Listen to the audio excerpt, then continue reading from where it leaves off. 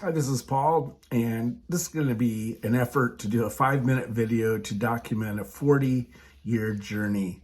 This is a list of my assets concerning being in the publishing field. And in 1977, I had my first venture. Being at the University of Kansas, I was actually nominated as the director of promotions for the KU Relays. That got me really interested in studying marketing and advertising, which at Kansas, it's regarded as one of the top journalism schools in the country. Then from there, I actually got really tired of all the theory and everything related to advertising. And in my junior year, we started a venture called the Greek Directory. And it was actually kind of a thing that I documented in my book called Death of a Yellow Page Salesman. And that's where I really got my feet wet as far as publishing goes. And that was a tremendous asset because I learned the power of being able to sell advertising and the benefit it'd have to the business owner. And so some of those stories that I document in there are just great. Then from there, I went and we launched a brand new newspaper in Clarkston, Washington. It was one of my first jobs outside of college. And I was the assistant director of sales and assistant manager, sales manager. And we launched a brand new weekly newspaper, and we regarded ourselves as having the highest rates with the least amount of circulation.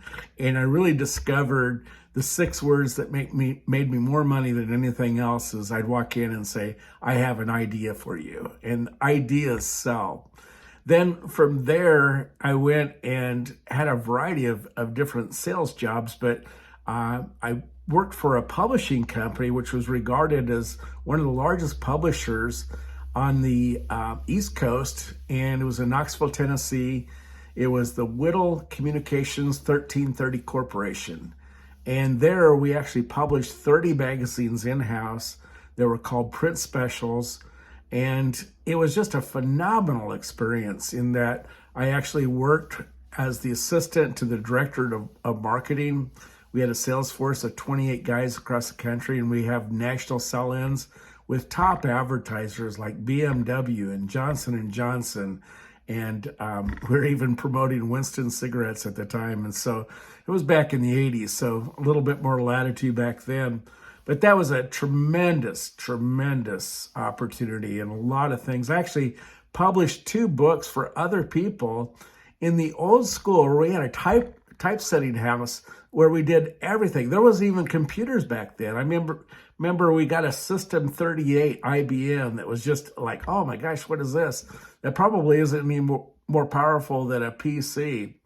And then through car sales that I did after that, because I just got tired of all the rat race and everything with corporate life, that I actually published a newsletter that Joe Verdi showed me how to be able to reach out to customers and touch base with them about every 6 weeks with a personalized newsletter that just was phenomenal. And I jumped to the top of sales just almost immediately and would recontact customers or leads or prospects, and then follow them up with a phone call just to see if I could be of any help to them. And that was a tremendous thing. But after that, we had the October crash of '87, and I went 2 months with only selling 1/2 of a car each month, which means I split the deal with another salesperson. And so I actually ended up going into yellow page advertising sales. And I did that off and on for 29 years, from 1987 clear until 2016. Can you believe it? And that's where my book, Death of a Yellow Page Salesman, really talks about that journey and how I worked with over 10,000 business owners in that time period, just in Yellow Pages alone. And, there's a variety of different experiences that I had along the way. One is selling advertising for radio, which I discovered the power of my voice and how to do live commercials. So we do remote broadcasts and just had a blast with that. I loved radio. It was one of my favorite jobs.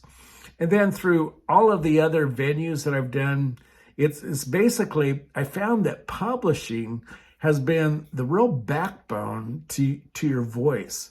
And so when you combine publishing with speaking, or speaking with publishing really, because the speaking comes first, and then back it up with the traditional media or follow up through however means.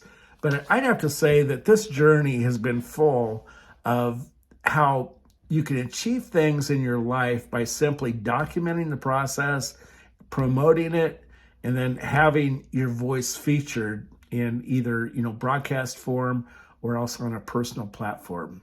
So those are my list of assets as far as the publishing background goes. Have a great day.